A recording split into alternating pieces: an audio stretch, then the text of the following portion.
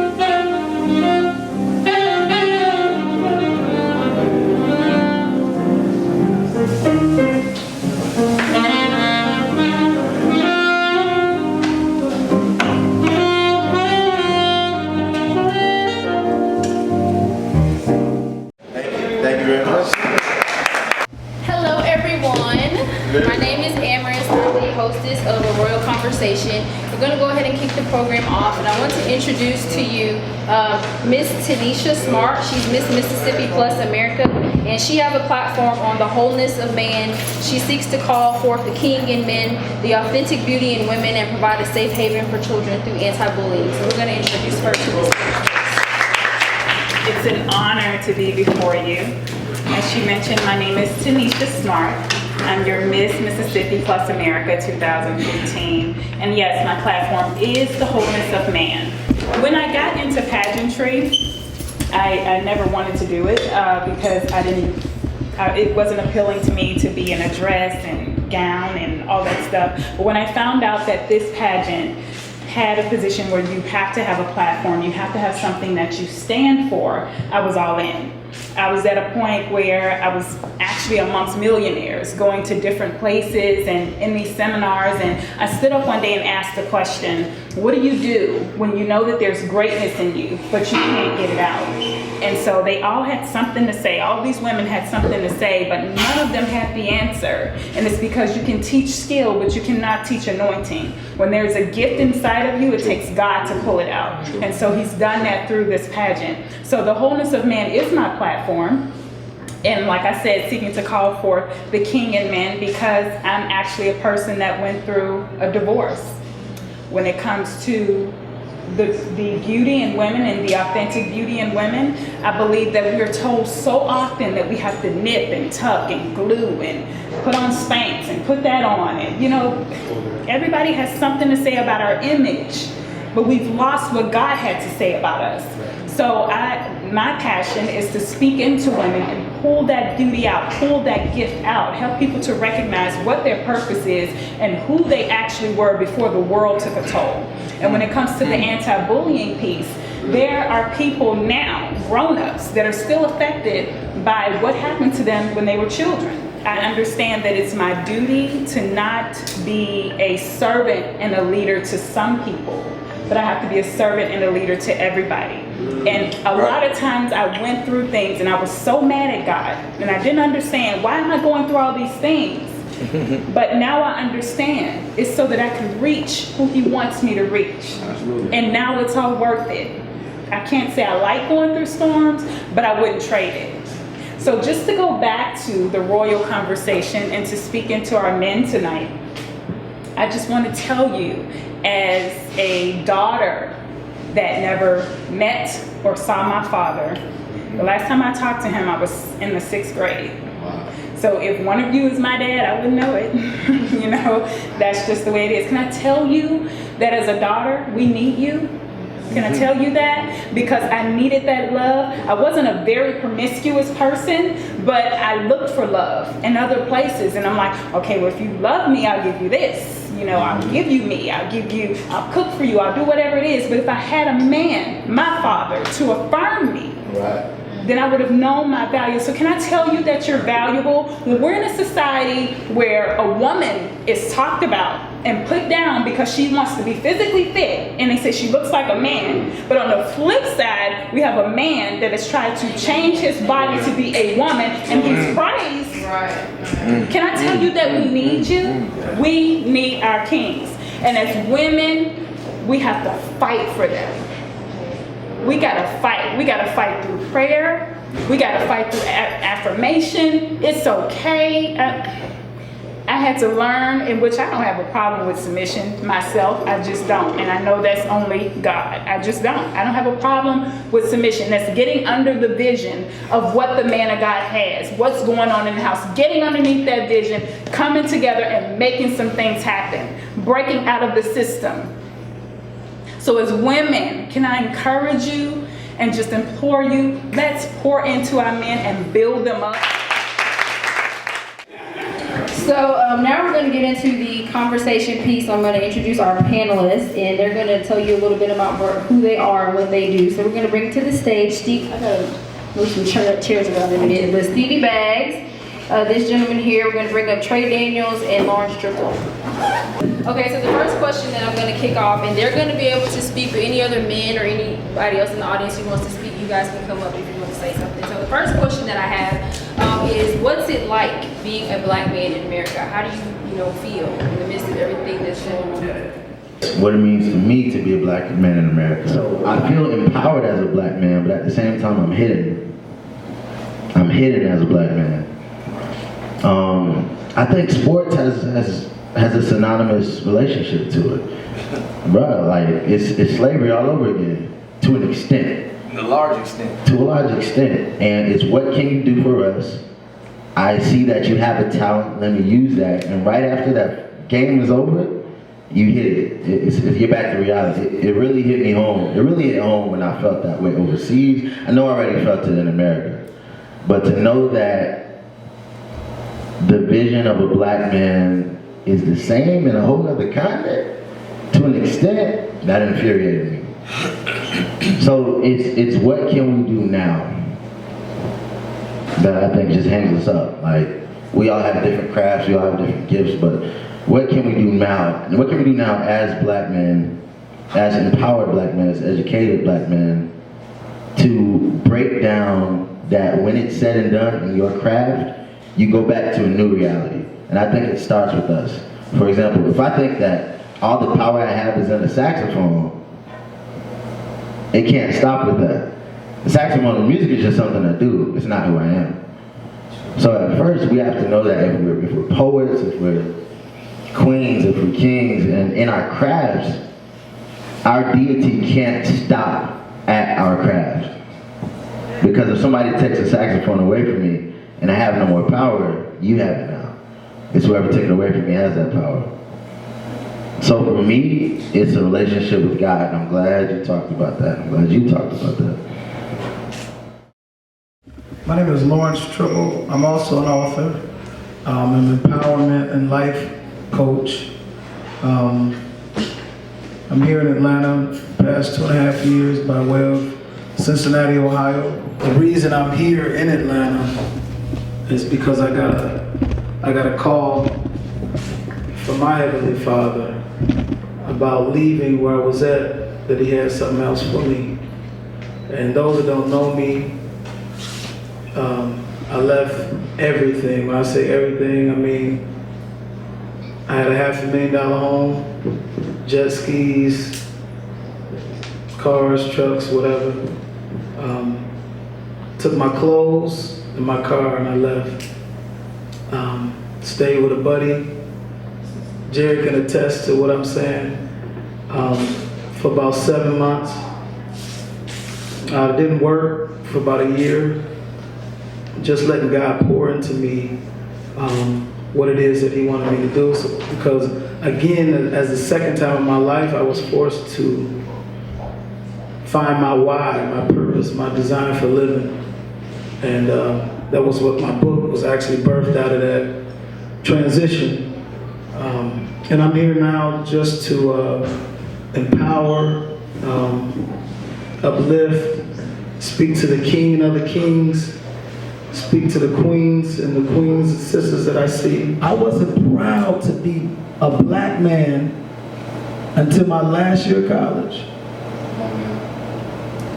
Because at that very moment, studying black culture on my own, understanding what it means to be a real black man, who we really are, it changed me from the inside out.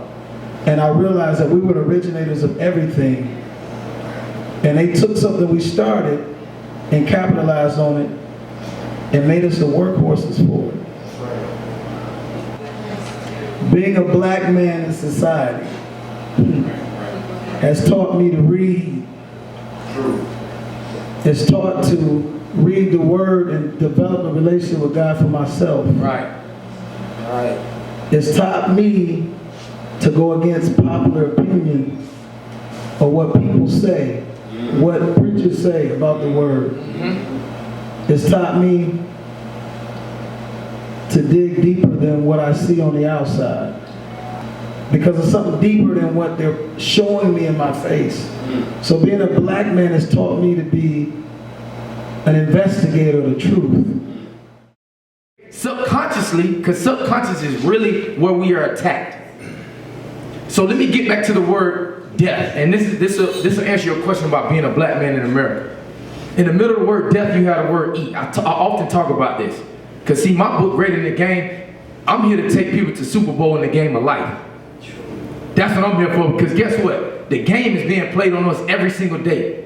You gather amongst men every day, and the game is being played on you right under your nose, and you don't even know it. You thought you were free, but free is false reality evidencing eventually. Ain't nothing free, people. Somebody paid the price. So check game. In the middle of the word death, you have the word eat. What you eat spiritually and physically determines your life or death. It's not a race thing. Because me, if you ask me my race, I'm either melanin or universalist. Because I came from the universe, but I'm not black, I'm melanin.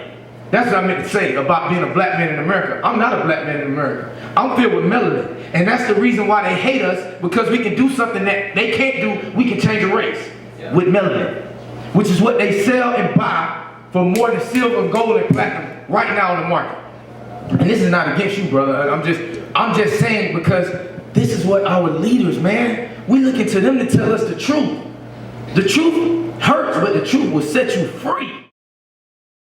My whole message is self-fulfillment and cultural responsibility. I feel like in order for us to reach how we're supposed to reach as a society, as a people, as a fraternity, as a mindset. Ooh, I like us to stay together on mindset. Ooh, I like that.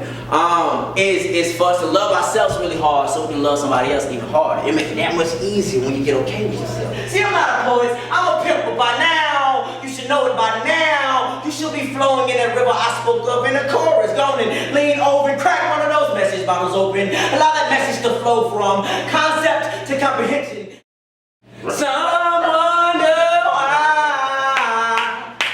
I would rather die than to continue living this way. This world is a swirl of an Oreo blizzard. See, it's made of cream filling with just droppings of us niggas in it. Knowing the intent was to enjoy vanilla shake. See, revolutions made them sprinkle us into their cup. Let's go by a new name. Dynamite is a blue brains when we walking out to the parking lot. See, I hit the beat, now the car unlocked, we get a bench seat, and then the engine starts, and then the music plays, and then a moment pause. Hey, we would have met each other because we was both in shock. We was trying to figure out when the last time that we heard this music. Soul Childs, I know this might seem strange, but let me know if I'm out of order. Oh, that's your song too, huh? Step into you this way. See, I've been watching you for a while. J to the E to the L to the L to the D to the E to the B to the E to the R to the B, that's me. Just in case you want to buy my EP, alright? J to the E to the L to the L to the D to the E to the B to the E to the R to the B, that's me. Now that that's over, may I proceed? Yeah. So at J-E-F-F-D-E VERB, Jeff the Verb, no A's, all E's. Love y'all, I appreciate it. I wish I had the time to talk about all the things that I really would like to talk to you about. But I'm looking at the clock too. And in case you don't know me, if you're staring at my face and you go, I seen that brother, but I just don't know where. If you have a television set on Earth, then you've seen me everywhere on Earth, probably for the last 2 months. And that is because I'm going to give these brothers right here the same thing that I did. There's always a situation, there's always a reaction, and then there's always a call for some action. That principle is playing out in everything you see, everything these brothers talked about, everything that's happening in your life, and everything that's happening to affect your life. There is a situation, there is a reaction, and there is an action. And since we're talking tonight to kings and queens, let me start it off like this. You can't be a king if you don't have a kingdom. Come on, come on. You can't be a queen unless you have a king. And you can't be a king again if you don't have a kingdom. So when I got the phone call to come down and kick it with y'all raw and unadulterated, after what I would call, how many people here really know the real name of the civil rights movement? If you do, please raise your hand. I don't want to insult anybody. You know it as the civil rights movement. Do you know what it was really called? It was called the Black Rights Movement. Do your research. And just like anything else in this country, before they will give the black Americans what we are due in this country, they will fuse it with something else. We wanted Martin Luther King's birthday, they give us a few other people throw it in. Black rights. I can remember as a child seeing films of incidents that happened that tell me about the civil rights movement. I was alive then. My mother had me in her belly at the Martin Luther King March on Washington. And what's happening in this country right now is because you're getting close to the truth. You start to peel back the scab now. And it hurt. It hurt. You put a little Band-Aid on and put some cream, cool.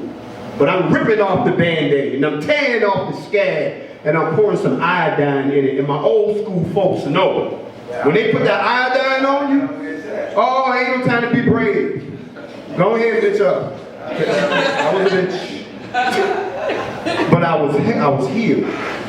America needs to stand up like they're in an Alcohol Anonymous program and say, hi, I'm America. I have a race problem. For real. And I want to deal with it. What happened in Charleston defied humanity. So when I called for 200 people and I got 30,000, understand this. Young, old, black, white, Hispanic, Asian, they came and they kept coming. Because at some point, y'all gotta stop playing the color game. Right. It's a trick. Everybody is not in this for the same reason. If you're all about trying to fix the black race so we can have equal, see, let me break something down to you. Don't tell me that you want justice when you're not prepared to do nothing about it.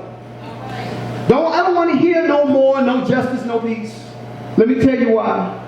Because you ain't got no justice yet. And every day you don't get no justice.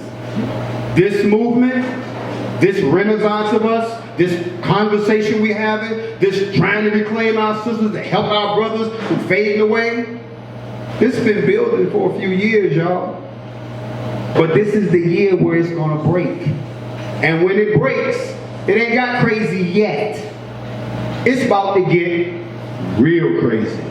And I don't want you sitting there on the sidelines talking about, but that's just them. No, it's you too. If we don't start pooling our money, if we don't start looking at this brother over here like he could probably do what I could do if I shared the knowledge with him. When they killed King and they killed everybody else in the first civil rights movement, nobody else knew what to do. Before I conclude, let me share this with y'all. I said this the last time I came to Atlanta. Shift your thinking about who you really are.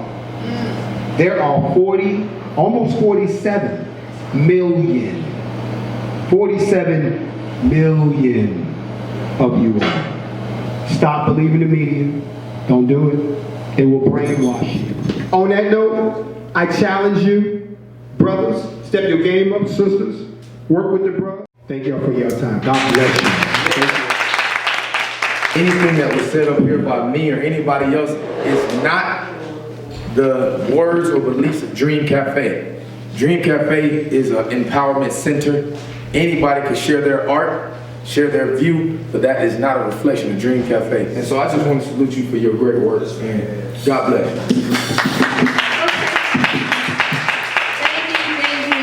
We went a little bit over, so you know, you ain't gotta go home, but you gotta get up out of here. But I do want to thank everybody for coming out. My Instagram name is Amaris, Amaris, Janelle, Janelle. I will be doing a Royal Conversation Part 3, so stay tuned, and you'll probably see some of these people again. So thank you guys, and I love you.